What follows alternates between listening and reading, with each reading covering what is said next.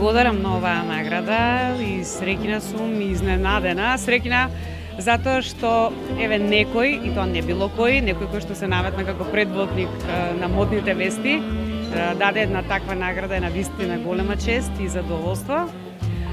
Изненадена, искрено бев многу и дури два пати ја прочитав пораката дали всушност се однесува за мене.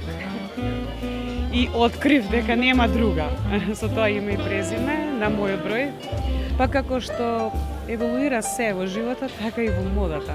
Мислам дека сега новите трендови го отфрлаат тоа строго издодевно однесување во облекувањето, иако сепак треба да се запазат некои правила на модерно и опуштено, но сепак професионално. Она што не треба да го дозволите всушност мислам дека не треба да е прегласна таа облека или тој дрес код. Значи не треба да вришти од бои или материјали кои што создаваат немир и непријатно чувство на останатите во таа организација и секогаш треба да настојуваме, барем јас од мене се тргнувам, да настојуваме да сме во облека во која што се чувствуваме комфортно, за да можеме лесно да се движиме и на крајот на денот да ги завршиме успешно нашите задачи за кои што сме таму.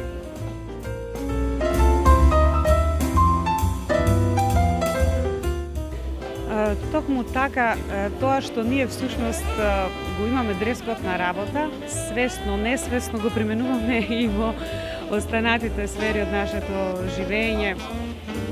Дури понекогаш и кога одам на приватен ручек, размислувам дали сум соодветна. Значи, секоја ситуација бара соодветен одговор. Но, факт е дека ако имате свој личен стил, тоа ќе го примените, ќе го додадете во сите ситуации. Видете, Елена Лука мене врвот во македонскиот дизајн, бидејќи е уникатна, посебна, си има свој печат и може да се најде за секоја пригода. Можеби не можете да најдете за спортска опрема, но она кое што е во мојот свет и во моето окружување, секогаш можам да го најдам кај Елена Лука. Прекочитам и други македонски брендови, се разбира, не сакам сега да ги спомнувам, но сакам затоа што мене ми е драго кога на оваа сцена, на овие простори, некој креира и вие можете во тоа да се најдете за соодветни цени, да си го приуштите тоа што всушност сте вие и што сакате да го носите на себе. Затоа што не е поентата да купуваме скапи странски брендови во кои што не се пронаоѓаме и не знаеме да ги носиме. Туку да најдеме начини како македонските производи кои што исто се светски да се носиме со нив.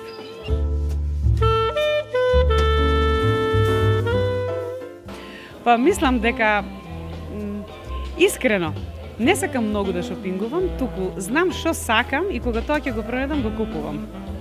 Значи не предпочитам да бидат тоа луксузни скапи работи. Можам да искомбинирам секакви парчиња и тоа да изгледа кај мене вкусно и да го носам на себе.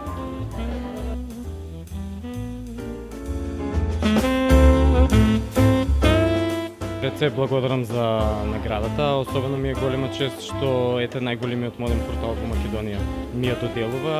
Од друга страна, на домашен терен нели е најтешко и реално не очекував дека некогаш ќе ми се случи, но ете на мое огромно задоволство ја добив оваа награда. Работата и деловниот кодекс на облекување, па да, до некаде го истенчи мојот вкус, да кажеме, за стил, за мода, за сето, особено тоа што Елена Лука сама по себе обрнува огромно внимание на квалитетот на изработката и на сето тоа. Поради тоа не до некаде, туку со сигурност баш го истенчи и мојот осет во тој дел на изработка и на стил.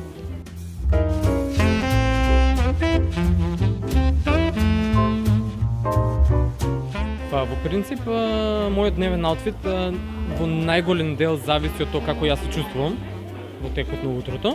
Во секој случај нели нормално внимавам тоа да одговара на работата, да биде доволно убон тон за клиентите и сето тоа и сметам дека добро облечен маж во комуникација со жени си го прави својот.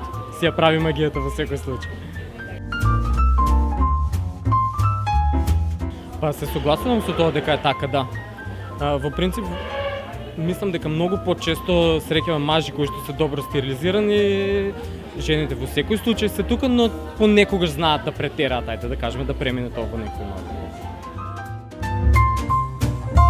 Веројатно социјалните мрежи и тоа што ни е достапно како фотографии, како информација тоа што се случува во светот и како се тоа функционира, има големо влијание во секој случај. Меѓутоа, веројатно мојот осет за естетика и вкусот што мене ми лежи, само се развиваат повеќе и повеќе. Шопинг слабост, чевли. Дефинитивно чевли.